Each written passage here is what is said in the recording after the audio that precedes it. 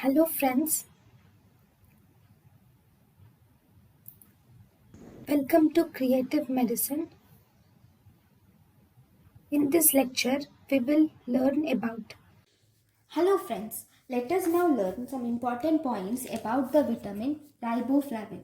This riboflavin is chemically it is 6,7-dimethyl isoalloxazine, which is attached to D-ribitol by a nitrogen atom. So this dimethyl isoalloxazine, this is actually a heterocyclic 3-ring structure.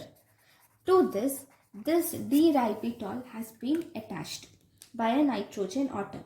This riboflavin is stable to heat and sensitive to light. This riboflavin, in the presence of UV light, it gives rise to lamiflavin. This lamiflavin is responsible for yellowish fluorescence. This riboflavin, we have an analog of riboflavins. That is, there are some flavin compounds which are identical to riboflavin. Like lactoflavin, which is present in milk, we have hepatoflavin, which is present in liver, and we have orofarin, which is present in egg.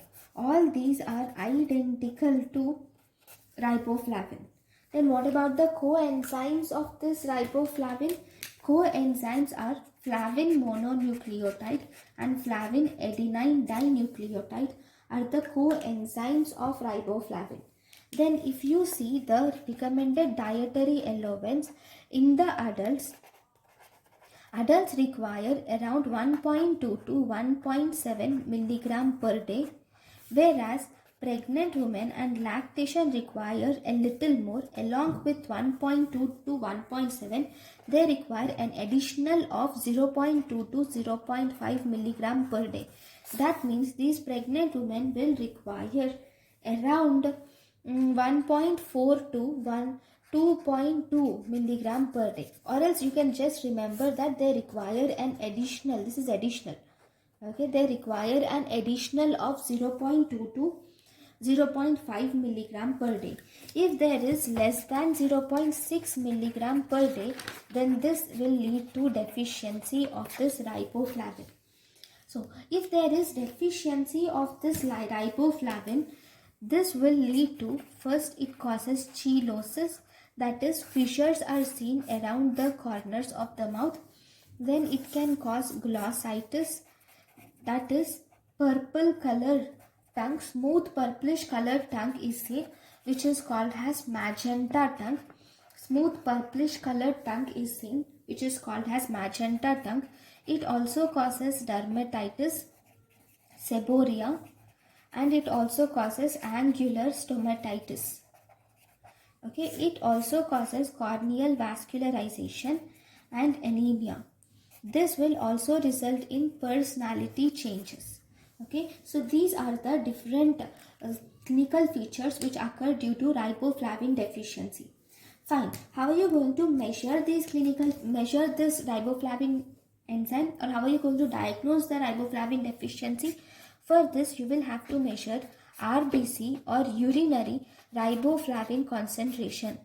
We can measure RBC or urinary riboflavin concentration, and we can also measure RBC glutathione reductase activity. RBC glutathione reductase activity can also be measured.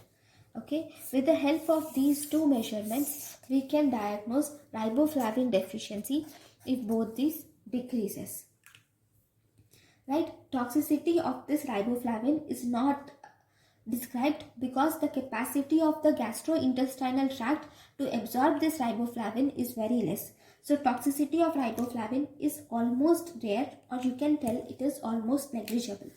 Right, if you see other reactions, so reactions can be due to FAD, flavin adenine dinucleotide, and flavin adenine mononucleotide. So we will see first in carbohydrate metabolism.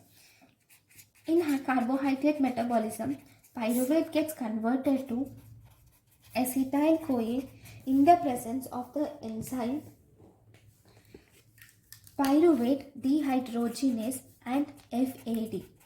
Whereas alpha ketoglutarate gets converted to succinyl-CoA in the presence of the enzyme alpha ketoglutarate dehydrogenase and FAD.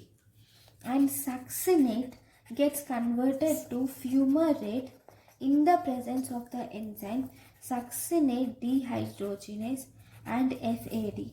Then if you see lipid metabolism, in the lipid metabolism, acetyl, sorry, not acetyl, it is acyl. Acyl-CoA gets converted to alpha-beta unsaturated acyl-CoA in the presence of the enzyme acyl-CoA dehydrogenase and FAD is required. And then in protein metabolism, we have glycine gets converted to glyoxylate and NH3 in the presence of the enzyme glycine oxidase, and FAD is also added. FAD is required. Then D-amino acid in the presence of the enzyme D-amino acid oxidase, it forms alpha keto acid.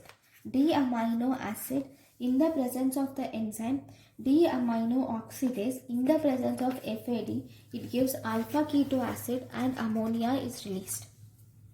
Then we have in purine metabolism, xanthine gets converted to uric acid, and during this process the enzyme used is xanthine oxidase and in the presence of FAD. Then what about FMN?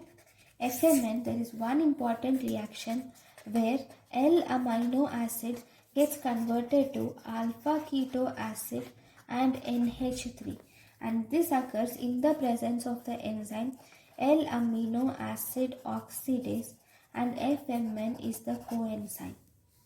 Right? So these are the different reactions of riboflavin, in which riboflavin is the coenzyme. Thank you guys for watching my lecture. Thank you. Thank you and thank you for watching.